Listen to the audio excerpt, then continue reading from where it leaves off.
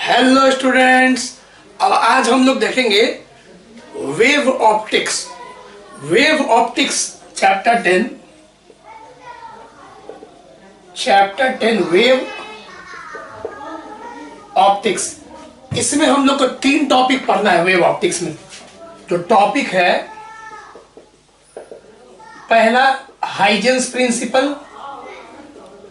Huygens principal लिखते जाइएगा, आप लोग भी कॉपी पेन ले लीजिए, लिखते जाइए हाइजेंस प्रिंसिपल, जो कि आज पढ़ेंगे। दूसरा टॉपिक है इंटरफेरेंस। इंटरफेरेंस ऑफ लाइट, यही इंपॉर्टेंट है। इसी में हम लोग एक एक्सपेरिमेंट पढ़ेंगे जिसपे न्यूमेरिकल आता है, डेरिवेशन आता है। बहुत इंपॉर्टेंट चीज, young double slit experiment, young का डबल स्लिट एक्सपेरिमेंट। और तीसरा पढ़ेंगे डिफ्रैक्शन, डिफ्रैक्शन ऑफ लाइट। तो 3 टॉपिक हम लोग पढ़ेंगे, जिसमें मेन इंपॉर्टेंट है आपका। ऐसे तो इंपॉर्टेंट तीनों है, लेकिन मेन ज्यादा टाइम लगेगा इंटरफेरेंस ऑफ लाइट में, और इसी के न्यूमेरिकल्स में टाइम लगेगा। ठीक है, अब क्या है वेव फ्रंट। शुरू करेंगे वेव फ्रंट, पहला टॉपिक। पहले आप इस टॉपिक को नोट कीजिए, इसको हम रब करेंगे। जगह चाहिए जल्दी से, टॉपिक पहले नोट कर लीजिए, चैप्टर का नाम नोट कर लीजिए, वेव ऑप्टिक्स। अब शुरू करते हैं टॉपिक, इसको नोट कीजिए कॉपी में। चलिए शुरू करते हैं पहला टॉपिक। पहले वेव फ्रंट और वही फिर हाइजेंस प्रिंसिपल। तो क्या है वेव फ्रंट? वेव फ्रंट क्या है? वेव फ्रंट ये एक तरह का सरफेस है, लाइट का आउटर सरफेस, वेव फ्रंट। अब लाइट का आउटर सरफेस बोलने का मतलब क्या समझाते हैं। पहले इसका डेफिनेशन क्या है, तो इट इज लाइट के केस में इमेजिनरी सरफेस। इमेजिन करेंगे हम लोग, विजुअलाइज करेंगे मन में। तो इट इज एन, लाइट के केस में it is an imaginary surface on which light waves are in same phase. तो ये एक इमेजिनरी सरफेस है जिसमें लाइट वेव्स सेम फेज में होता है। सब समझाएंगे अभी हिंदी में बहुत अच्छे से। पहले एक बार लिख लेते हैं। इसमें 2 पॉइंट बहुत इंपॉर्टेंट है, नोट में ले लीजिए, बहुत इंपॉर्टेंट। कि ये जो सरफेस है वेव फ्रंट, एक्चुअली एक सरफेस है, लाइट का आउटर सरफेस। अभी बताएंगे, सारा डायग्राम बना बना के समझाएंगे। कि इसमें पहला इंपॉर्टेंट है कि ये जो सरफेस है रे ऑफ लाइट के हमेशा परपेंडिकुलर होता है। पहला कॉन्सेप्ट, मतलब कि wave front is always perpendicular to the ray of light. Wave front ray of light के हमेशा परपेंडिकुलर होता है। दूसरा सरफेस है बहुत important, the time taken by any ray from the incident wave front. समझाते हैं, from the incident wave front. Wave front को शॉर्ट में लिख रहे हैं WF। Incident wave front to, अगर रिफ्लेक्शन होगा तो रिफ्लेक्टेड, लेंस होगा तो रिफ्रैक्टेड। मतलब कि मीडियम चेंज होगा तो रिफ्लेक्शन भी हो सकता है, रिफ्रैक्शन भी हो सकता है। तो रिफ्लेक्टेड या refracted wave front is always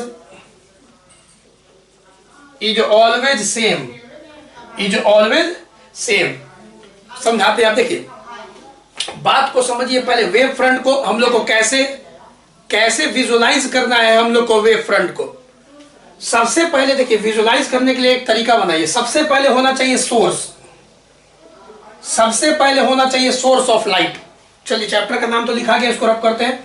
अब कॉपी के ऊपर समझिए क्या हम बता रहे हैं, कैसे इसको विजुअलाइज करेंगे। सबसे पहले होना चाहिए एक सोर्स। हम जैसे ही बोलेंगे स्टार्ट, तो सोर्स से निकालना है लाइट, और फिर स्टैचू बोल के मन में लाइट को रोकना है, इमेजिन करना है। जैसे कि कोई पॉइंट सोर्स ऑफ लाइट है, कोई बल्ब है, मन में इमेजिन कीजिए 3D में एक बल्ब है, पूरा अंधेरा कीजिए, मतलब पूरा मन में अंधेरा करिए, पहले विजुअलाइज कीजिए कितना अंधेरा है, और एक पॉइंट बल्ब है।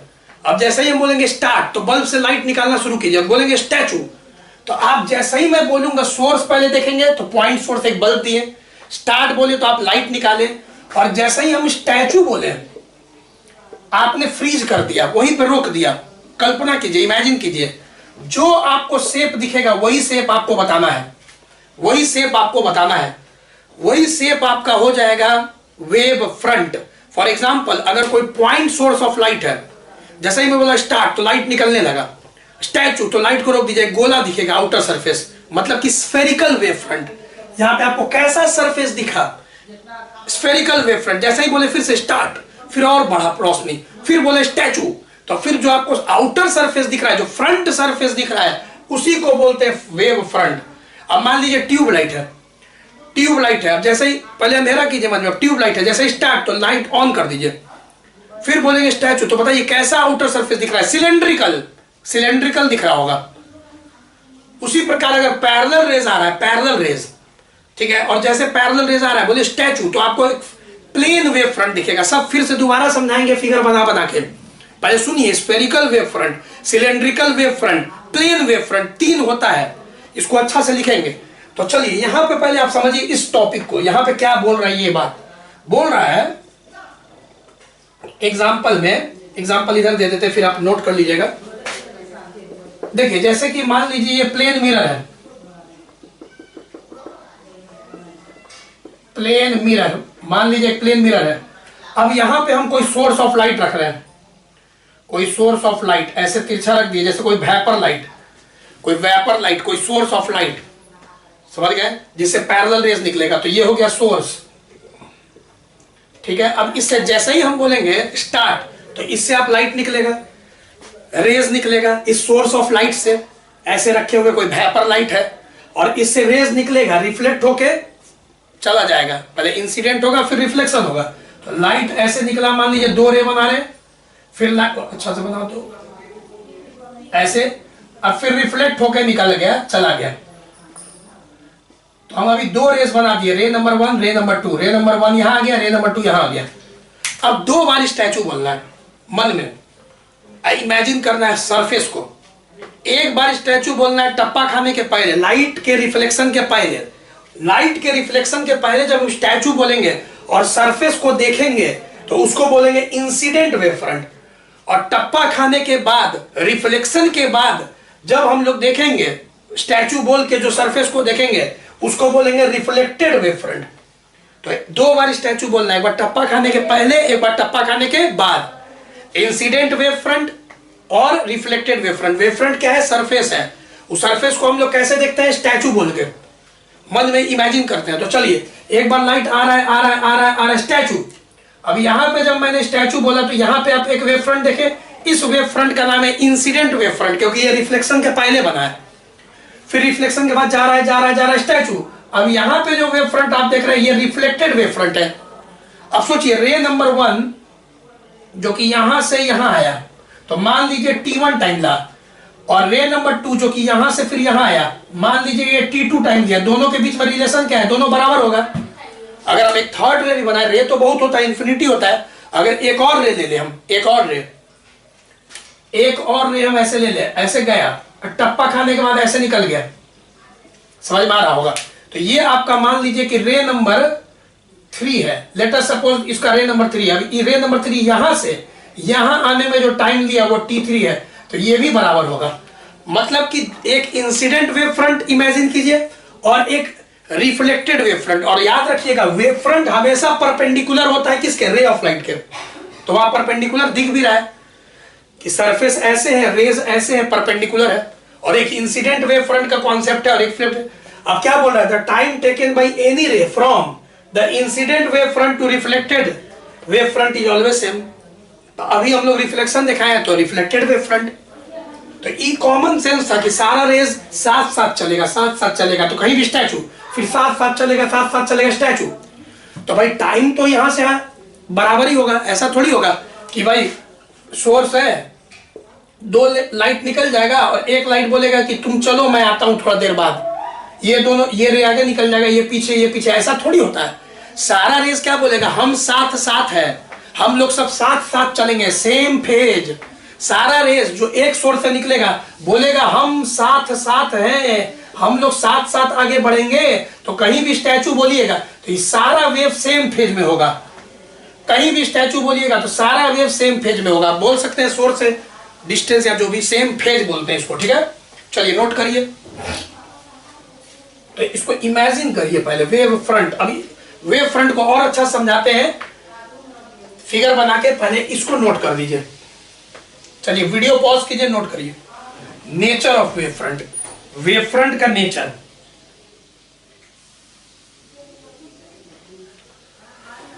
नेचर ऑफ वेव फ्रंट, तो सबसे पहले एक सोर्स होना चाहिए, फिर स्टार्ट बोलेंगे तो सोर्स से लाइट निकालिए, फिर उसके बाद स्टैचू बोल के मन में उसके सरफेस को देखिए, आउटर सरफेस को, फ्रंट सरफेस को।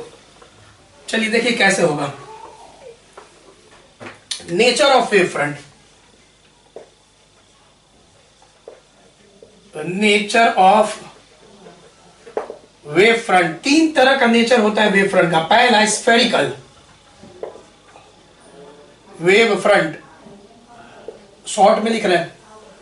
कैसे ऑब्जेक्ट से निकलता है, कैसे सोर्स से, तो point source, bulb, point source of light है कोई, मान लीजिए कोई पॉइंट सोर्स ऑफ लाइट है, कोई बल्ब टाइप का, ये पॉइंट सोर्स ऑफ लाइट है। अब जैसे ही बोलेंगे स्टार्ट तो कॉमन सेंस से इससे रेज निकलेगा, सब तरफ से रेज निकल रहा है, रेज जो कि वेव फ्रंट के परपेंडिकुलर होता है, तो ये रेज निकल गया। अब सोचिए मन में, जैसे ही बोले स्टार्ट लाइट निकला, स्टैचू तो एक गोला दिखेगा, आउटर सरफेस स्फेरिकल दिखेगा स्टैचू, फिर बोले स्टार्ट स्टैचू, अब आप समझ रहे होंगे, तो लाइट फिर स्टैचू बोल दिया तो एक आउटर सरफेस आप इमेजिन कीजिए, तो उसी को बोलते हैं वेव फ्रंट। तो यहां पे जो गोल गोल आप ये देख रहे हैं ब्लैक वाला, यही आपका है, दो बनाया मैंने, स्फेरिकल वेव फ्रंट, जो कि पॉइंट सोर्स ऑफ लाइट से निकलता है। हमेशा बोर्ड एग्जाम में पूछता है कि स्फेरिकल वेव फ्रंट कैसे प्रोड्यूस होता है, तो लिखना है पॉइंट सोर्स ऑफ लाइट से। दूसरा सिलेंड्रिकल, अब ट्यूब लाइट वाला, सिलेंड्रिकल वेव फ्रंट कैसे प्रोड्यूस होता है, cylindrical wave front, line source, line source of light, जैसे कि ट्यूब लाइट। अब जैसे ये ट्यूब लाइट है, ठीक है, अब जैसे ही बोलेंगे स्टार्ट तो इससे रेज निकलेगा। अब फिर स्टैचू बोलिए तो आपको जो आउटर सरफेस है वो आपको सिलेंड्रिकल दिखेगा, ये देखिए सिलेंड्रिकल। इसमें अगर कुछ रेज बनाना चाहते हैं तो ऐसे रेज आप बना लीजिए, कुछ रेज,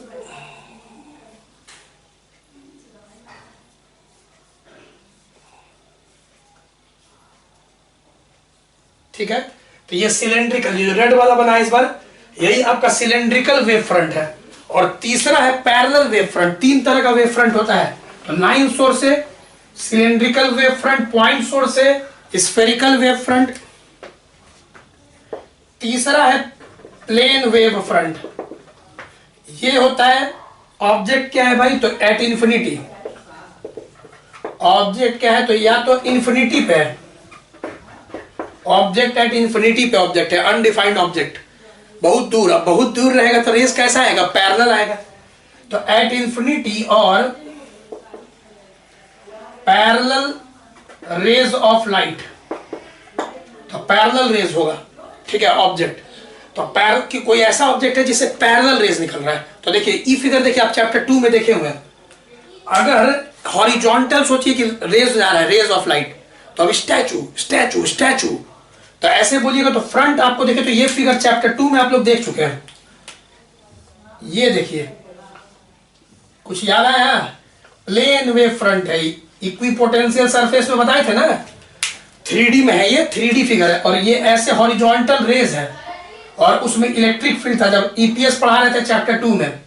तो ये रेज ऑफ लाइट है, ये ब्लैक वाला क्या है, रेज, और उसके सामने ऐसे रे ऐसे है, और सामने ऐसे ऐसे प्लेन सरफेस है। इसी फिगर को आज के बाद से हम लोग ऐसे बनाएंगे, इसी फिगर को ऐसे बना देंगे रेज, और सीधे बोल देंगे कि यही है प्लेन वेव फ्रंट, ऐसे यही प्लेन वेव फ्रंट है आपका। मतलब क्या कि आपको ये दिख रहा है, सरफेस नहीं दिख रहा है। तो ये दोनों फिगर सेम ही है, ये 3D में तिरछा बना हुआ है, सरफेस दिख रहा है, इसमें ये हो गया सरफेस नहीं दिख रहा है। तो यही आपका प्लेन वेव फ्रंट। और याद रखिएगा रे ऑफ लाइट हमेशा परपेंडिकुलर होता है वेव फ्रंट के। यहाँ पे भी परपेंडिकुलर है, यहाँ पे भी परपेंडिकुलर है, सबको मालूम है। इस पॉइंट पे देखना है टेंजेंट खींच दो। अब टेंजेंट और नॉर्मल हमेशा परपेंडिकुलर होता है। कर्व पे लाइन और कर्व के बीच का एंगल कैसे देखते हैं? टेंजेंट खींच के। जैसे यहाँ पे अगर हम लोग यहाँ टेंजेंट खींच देंगे तो ये रे ऑफ लाइट और टेंजेंट परपेंडिकुलर हो जाएगा। तो है ही हर जगह रे ऑफ लाइट और वेव फ्रंट का सरफेस परपेंडिकुलर है। तो नेचर ऑफ ऑब्जेक्ट याद कीजिए और उस हिसाब से nature of wave front, surface, outer surface of light, उसको इमेजिन कीजिए। चलिए अब देखते हैं हाइजेंस प्रिंसिपल क्या है। नोट करिए, वीडियो पॉज करके नोट करें।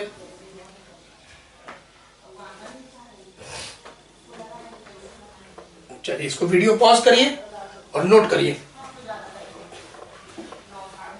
अब हाइजेंस प्रिंसिपल क्या है? ये बहुत ही पुराना प्रिंसिपल है, 400 साल पुराना, बहुत पुराना प्रिंसिपल है हाइजेंस प्रिंसिपल। पहले तो हाइजेंस प्रिंसिपल कुछ नहीं, लाइट का कंस्ट्रक्शन का मेथड है, ड्राइंग का मेथड है।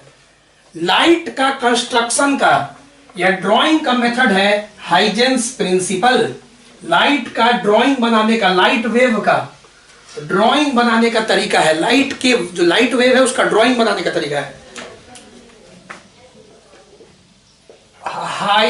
HUY, Huygens principal. देखिए हुजेन मत बोल दीजिएगा, इसका सही प्रोनाउंसिएशन है हाइजेंस प्रिंसिपल। ठीक है, साइलेंट है, HI ही लगता है, हाइजेंस। अब हाइजेंस प्रिंसिपल क्या है? तो सबसे पहले सब बच्चा समझ गया, it is method of geometrical construction of light waves at any time।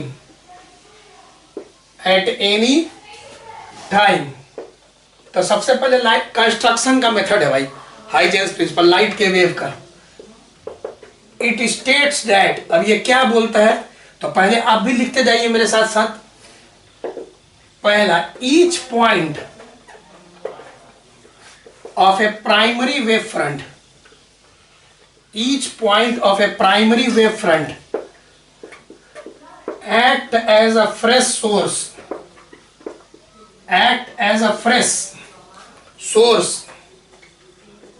of secondary wavelets। बताएंगे ये वेवलेट्स क्या होता है, हेमिस्फेयर टाइप का वेव अभी बताएंगे।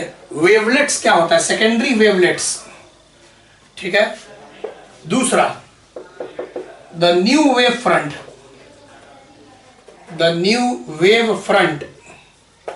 इसमें आगे भी लिख सकते हैं secondary wavelets which spread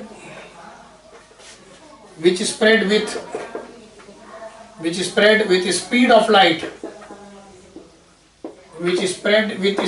light, in that medium, speed of light से फैलता है। और the new wave front at any later instant is given by forward envelope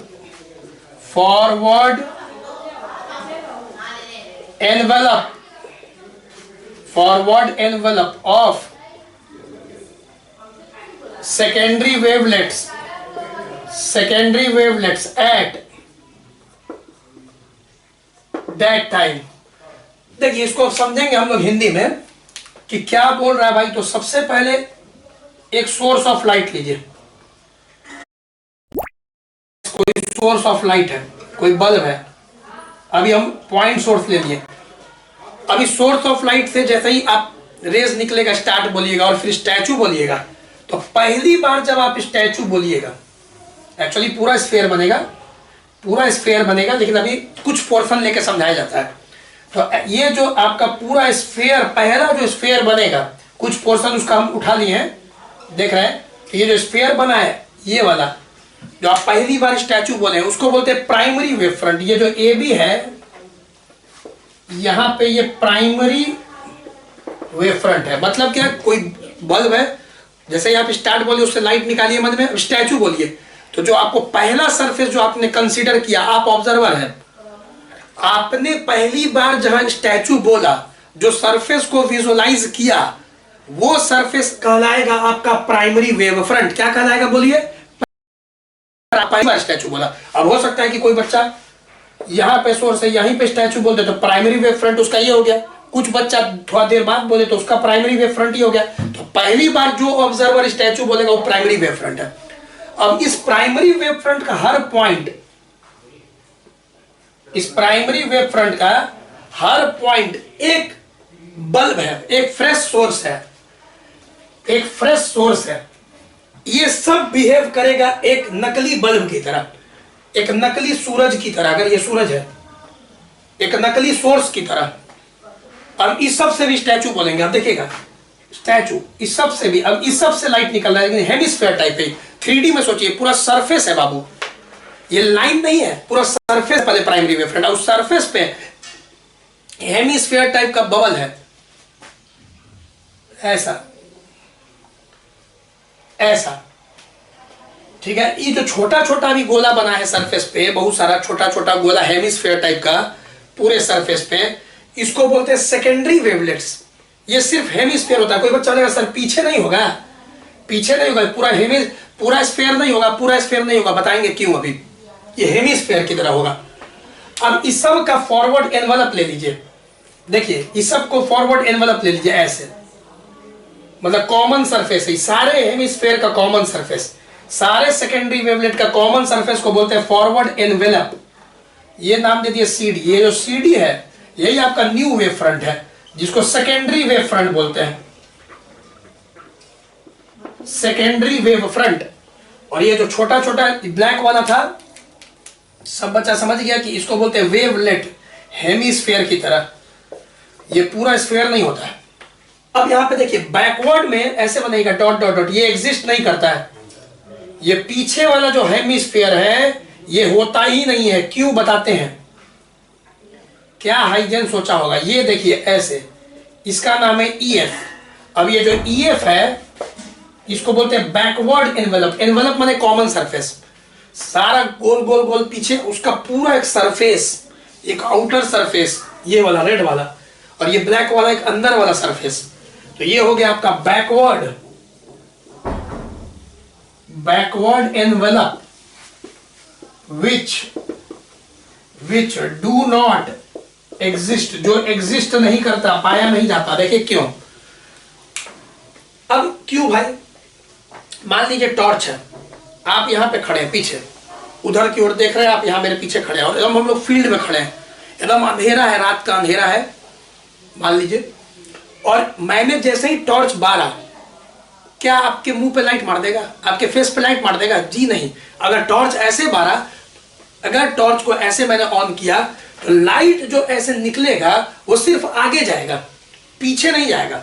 मतलब कि कहीं लाइट जा रहा है जा रहा है जा रहा है। आपने बोला स्टैचू, तो इमेजिन कीजिए, जस्ट इमेजिन, ब्रेन में इमेजिन कीजिए कि लाइट रुक गया। इमेजिन करना, सच में थोड़ी लाइट रुकेगा, सच में तो लाइट फैलते जाएगा ना। ये तो इमेजिन करने का चीज है कहीं, तो इसीलिए हम लिख दिए थे इमेजिनरी सरफेस। ऐसे क्या इमेजिन, तो इमेजिन कीजिए स्टैचू। अब यहाँ पे जो आपका पहली बार जो आपने स्टैचू बोला, जो सरफेस दिखा लाइट का, आउटर सरफेस, फ्रंट सरफेस, उसको बोलेंगे प्राइमरी वेव फ्रंट। अब उसका हर पॉइंट एक फ्रेश सोर्स की तरह बिहेव करेगा, और उस पे हेमिस्फीयर बनाइए, ठीक है, उस पे हेमिस्फीयर बनाइए उसके ऊपर, तो उसी को बोलते हैं secondary wavelet. Wavelet wavelet wavelet wavelet wavelet wavelet. और उस वेवलेट को आगे की ओर फिर चादर ओढ़ाइएगा, फिर एनवेलप लीजिएगा, तो forward envelope of secondary wavelets कहते हैं उसको। अब एक बात बताइए, अगर कोई बच्चा बहस करे कि पीछे भी होना चाहिए, तो पीछे भी अगर वेवलेट होगा हेमिस्फीयर टाइप, तो फिर पीछे भी लाइट फैलते फैलते पीछे पहुंच जाएगा। तो अगर टॉर्च भरेंगे ऐसे, तो क्या उधर लाइट जाएगा? नहीं जाएगा। तो याद रखिएगा, लाइट सिर्फ आगे की ओर बढ़ता है। तो हेमिस्फीयर जो वेवलेट होता है वो सिर्फ फ्रंट पोर्शन में होता है, बैक पोर्शन में हेमिस्फीयर नहीं होता है।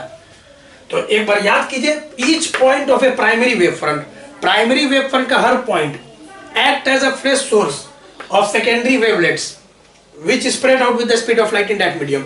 So which spread out, भी लिख लीजिए, which spread out with the speed of light in that medium.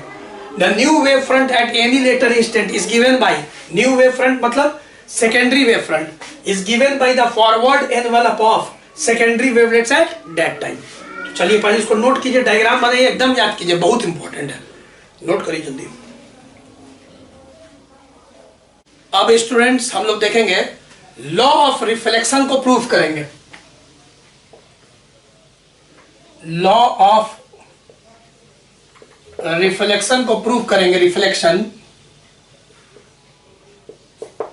Using Huygens principal, मतलब वेव फ्रंट का कॉन्सेप्ट। चलिए बहुत इजी है, ध्यान दीजिएगा। अब फिर लॉ ऑफ रिफ्रैक्शन को भी प्रूव करेंगे। लॉ ऑफ रिफ्लेक्शन और लॉ ऑफ रिफ्रैक्शन को वेव फ्रंट के प्रिंसिपल जो कि हाइजेन दिया था उस पे हम लोग को प्रूव करना है। तो देखिए सबसे पहले कंसीडर कीजिए एक प्लेन मिरर। ध्यान समझिए, बहुत इजी है। मान लीजिए M1 M2 एक प्लेन मिरर है और एक फिर से वेपर लाइट यहां पे लीजिए, मन में एक सोर्स लीजिए, उससे रेज आएगा, सारा रेज क्या बोलेगा, हम साथ साथ हैं, सब साथ साथ जाएगा, टकराएगा और फिर ऐसे निकल जाएगा। तो सबसे पहले वेव फ्रंट के लिए पहले बनाने के लिए रेज बनाइए। तो सबसे पहले एक रेज, एक रे, दो रे ले लेते हैं जो कि एक सोर्स से निकला है, कोई वेपर लाइट सोचिए, और उसके बाद फिर रिफ्लेक्शन हो जाएगा।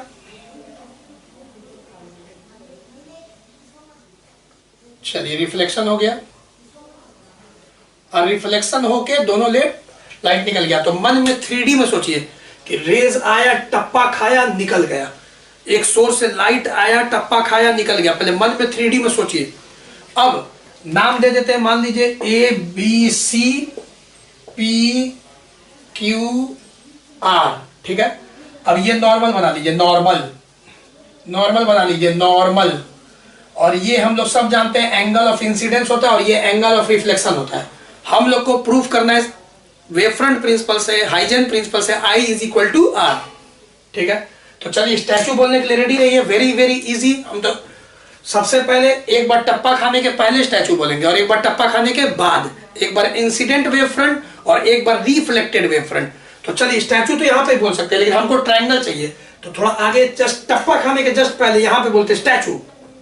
तो ये ब्लैक ही कलर से बनाते हैं। तो यहाँ पे ये देखिए, ये जो आपका आया परपेंडिकुलर PQRS, ये जो BS है ये आपका इंसिडेंट वेव फ्रंट है।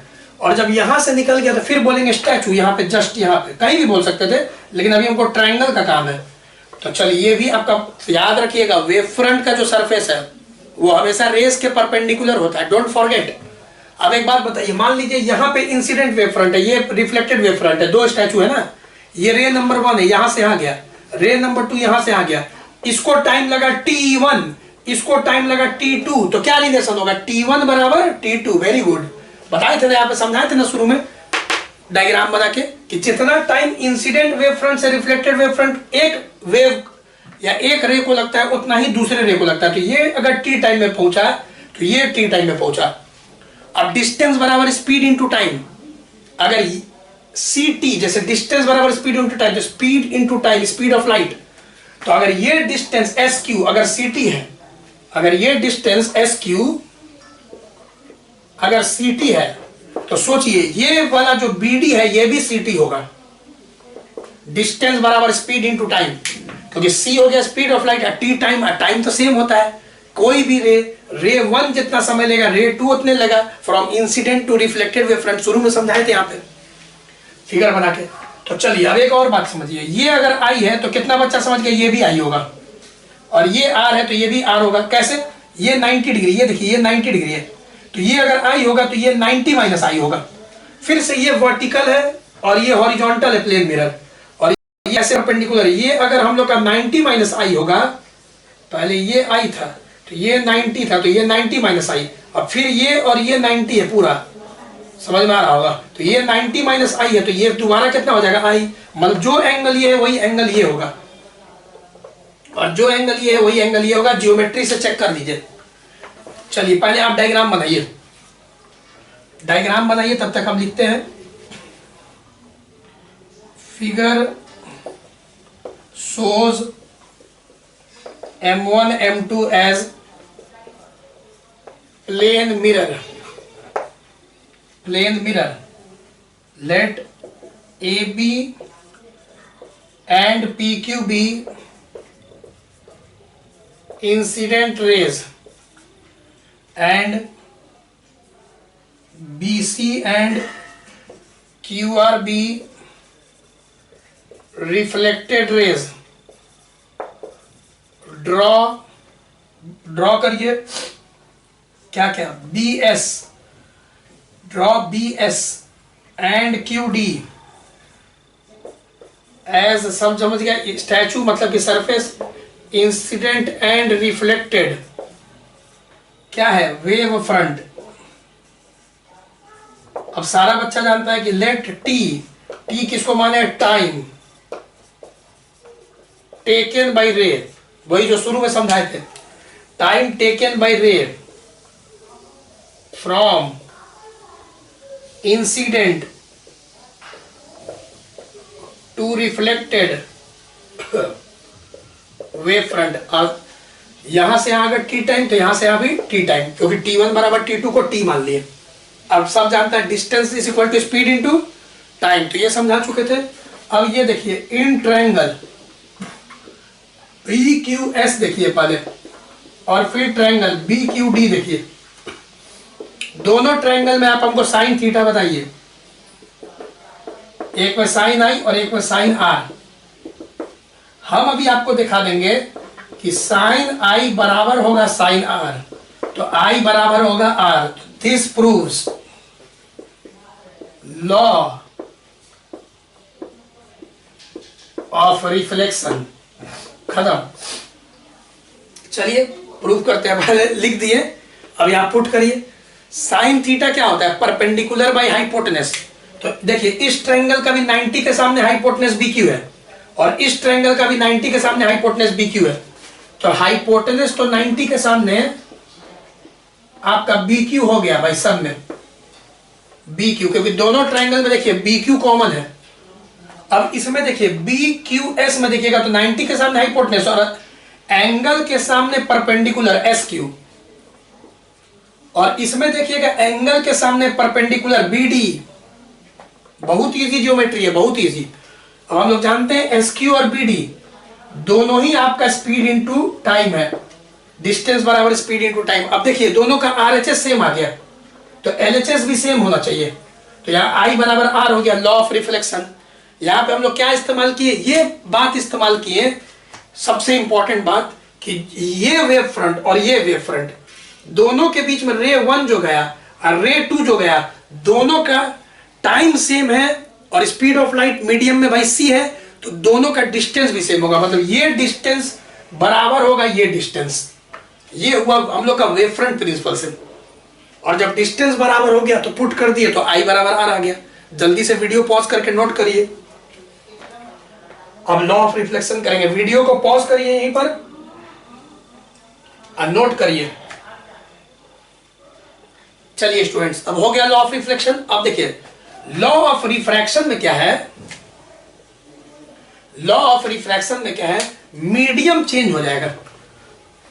अब ऊपर मन में मानिए पानी, सॉरी हवा, और नीचे मानिए पानी, तो ऊपर वैक्यूम मान लीजिए, हवा मान लीजिए, नीचे पानी मान लीजिए, तो अब मीडियम चेंज हो जाएगा। अब रिफ्रैक्शन का बात आ गया, रिफ्रैक्शन का बात आ गया, ठीक है, रिफ्रैक्शन का बात आ गया। तो चलिए पहले डायग्राम बनाते हैं।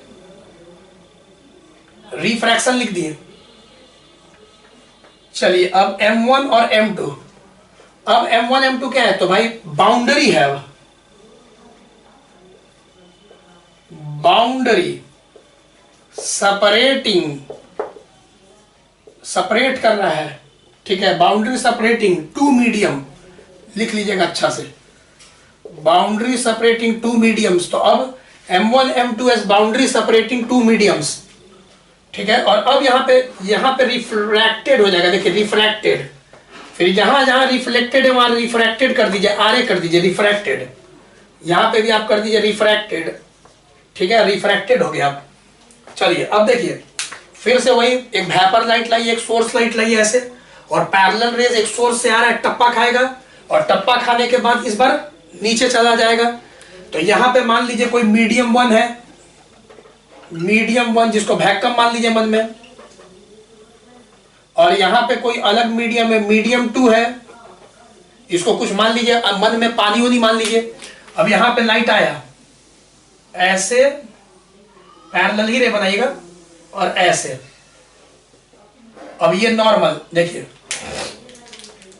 चलिए पैरेलल रेज आया, ये नॉर्मल, ये नॉर्मल।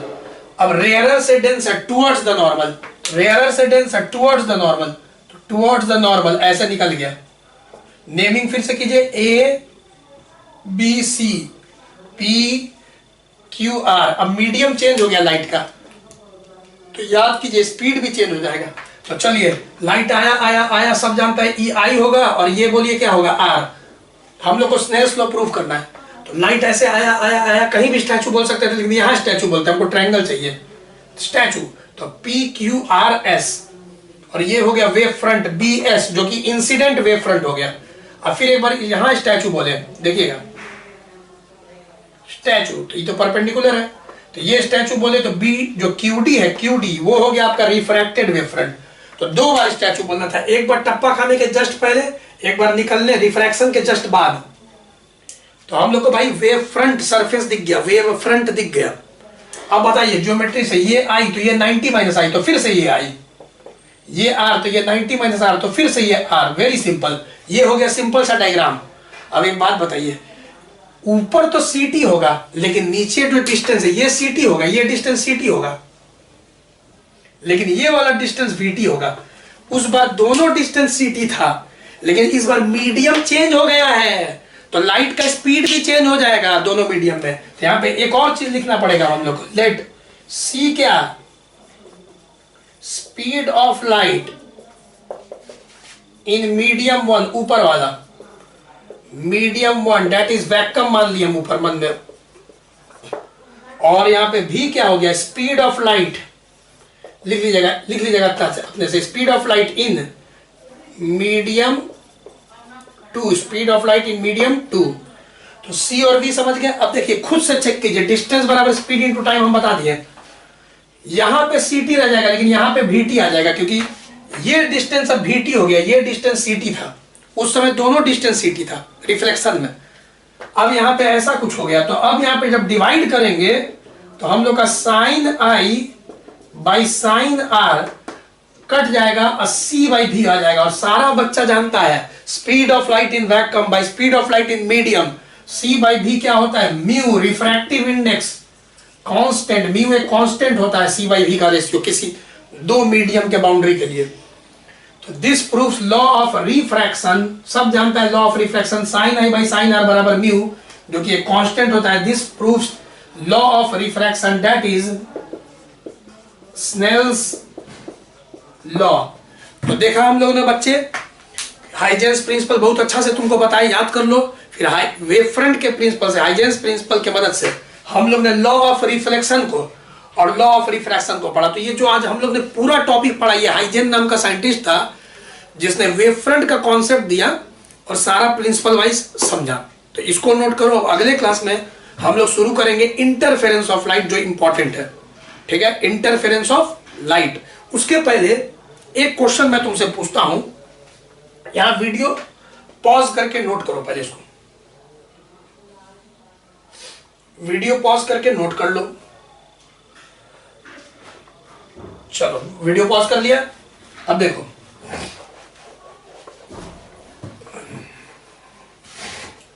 देखो एक क्वेश्चन है,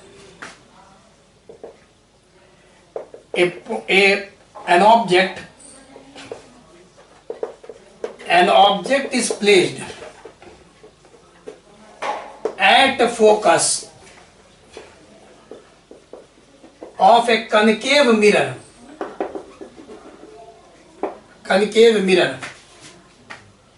write the nature of reflected wave front. अब नेचर कितना तरह का होता है वेव फ्रंट का, 3, स्फेरिकल, सिलेंड्रिकल, प्लेन। तो बहुत फेमस सवाल है, हमेशा बोर्ड एग्जाम में आते रहता है। देखिए क्या बोल रहा है कि भाई कनकेव मिरर है, कनकेव मिरर है और फोकस पे ही ऑब्जेक्ट रख दिए। अब सारा बच्चा जानता होगा कि फोकस पे जब ऑब्जेक्ट रखते हैं तो उससे जो लाइट निकलता है टप्पा खाने के बाद, रिफ्लेक्शन के बाद parallel to the principal axis जाता है।